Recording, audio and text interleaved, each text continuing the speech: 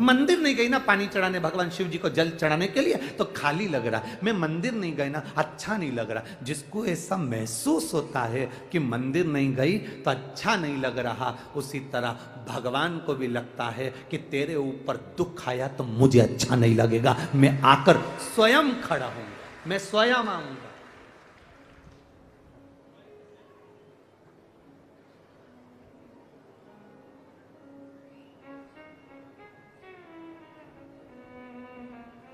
भगवान से प्रार्थना करते रहना, भगवान आखिरी श्वास तक मेरे शरीर को ऐसा बनाकर रखना कि मैं अपने कपड़े की बटन खुद लगा लूं, अपने वस्त्र स्वयं पहन लूं, अपना भोजन स्वयं कर लूं और तेरे दरवाजे पर चलकर मैं अपने पांव से आती रहूं मरते दम तक। ऐसा आखिरी श्वास तक, अंतिम श्वास तक तो मुझे ऐसा बनाकर रख।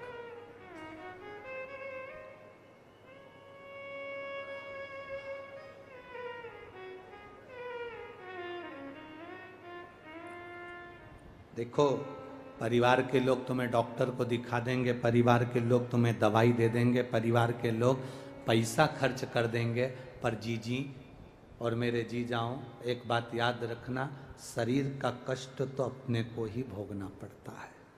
पैसा लगा देंगे परिवार वाले, अच्छे डॉक्टर को दिखा देंगे परिवार वाले, दवाई दिलवा देंगे परिवार वाले, तुम्हें बिठाकर गोली भी खिला देंगे परिवार वाले, पर शरीर में जो कष्ट होता है वो कोई दूसरा नहीं भोगता, अपने को भोगना पड़ता है। इसलिए भजन अपने को खुद करना पड़ेगा। भजन स्वयं करो, भक्ति स्वयं करो, स्मरण स्वयं करो, मंत्र जप स्वयं करो, नाम जप स्वयं करो।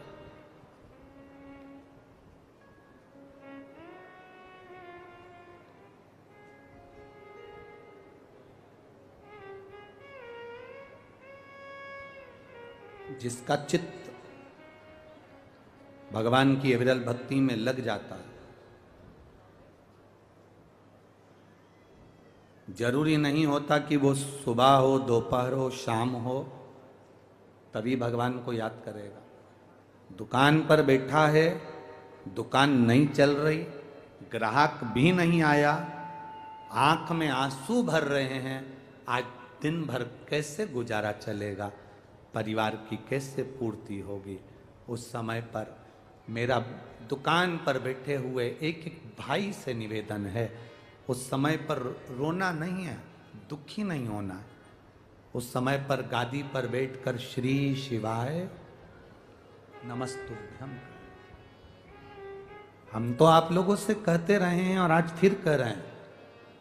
मेरा जिन जिन के व्यापार चलते हैं, जिन जिन की दुकान चलती है, उन माताओं के निवेदन है कि आप अपने शंकर भगवान के मंदिर में जब जल चढ़ाने जाओ, थोड़ा सा जल कटोरी में या उस लोटे में लेकर आया करो। वो जल एक छोटी सी डब्बी रख लो, एक डब्बी पति के हाथ में जल भरकर दे दिया करो।